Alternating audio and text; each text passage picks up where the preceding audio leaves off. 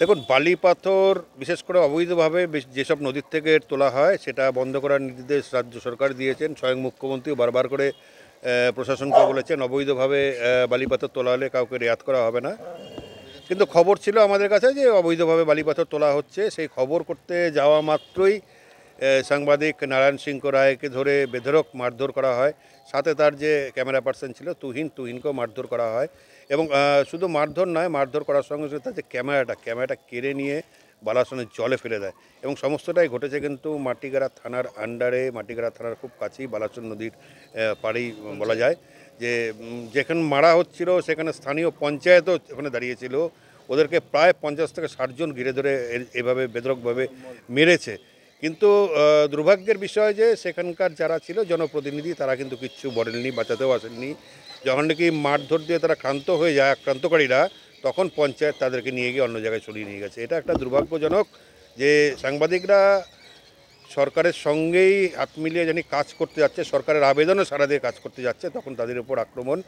যে আক্রমণ করেছেন এরা কোনো ব্যবসায়ী হতে পারে না, এরা হচ্ছে দুষ্কৃতী, এরা হচ্ছে একদম মাফিয়া, বড় দুষ্কৃতী। কাজী এদের বিরুদ্ধে কঠোর শাস্তি দাবি করছি। আমরা এসছিলাম, নারায়ণ সিংহ রায় নিজে একটা এখানে কমপ্লেন করলো মাটিগাড়া থানায়।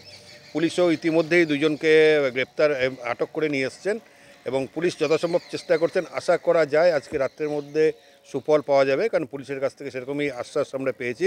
আমরা চাই যে এই ঘটনায় যারা দোষী তারা যেমন অবিলম্বে ধরা পড়ে এবং তার যা আইন অনুযায়ী যেই শাস্তির বিধান থাকে তাদেরকে সেটা যেন দেওয়া হয়। বললাম যে অনেকেই মারা হচ্ছিল, তখন শুনলাম পঞ্চায়েত নাকি সেখানে দাঁড়িয়েছিল, কিন্তু মারা ধরা হয়ে যে অনেকে যারা আক্রান্তকারী তাদের মুখ থেকে আমি শুনেছি যে অনেকে পঞ্চায়েত বেশ অনেকক্ষণ পরে মারধর দেওয়ার পরে পঞ্চায়েত ওদেরকে সরিয়ে নিয়ে যায়। কাজে এই যে ভূমিকাটা একজন জনপ্রতিনিধি, একজন পঞ্চায়েত, সেই জনকে দেখতেই পারলো যে সাংবাদিককে ধরে মারা হচ্ছে, তার কিন্তু প্রথমেই এগিয়ে আসা উচিত ছিল। এই কেন এগিয়ে আসলো না এটা কিন্তু বোধগম্য নয়। না, প্রায় হচ্ছে এগুলোর বিরুদ্ধে তো আমরা সাংগঠনিকভাবে আমরা বিভিন্নভাবে লড়াই করছি, বিভিন্ন জায়গায় বার্তা দিচ্ছি। কিন্তু যারা এগুলো করছে তারা তো কোনো শ্রেণীর লোক না, তারা হচ্ছে মাফিয়া, তারা হচ্ছে ক্রিমিনাল, দুষ্কৃতী।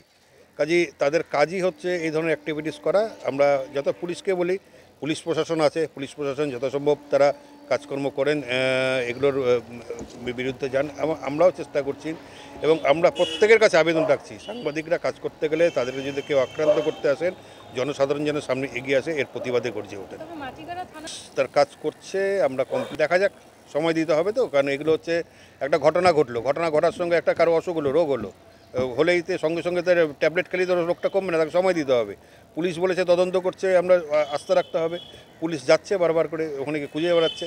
আশা করা যায় আমরা সুফল পাবই, কারণ সাংবাদিককে মার দিয়ে কেউ পার পেয়ে যাবে এটা হতে পারে না, পশ্চিমবঙ্গে অন্ততপক্ষে এটা হয়নি।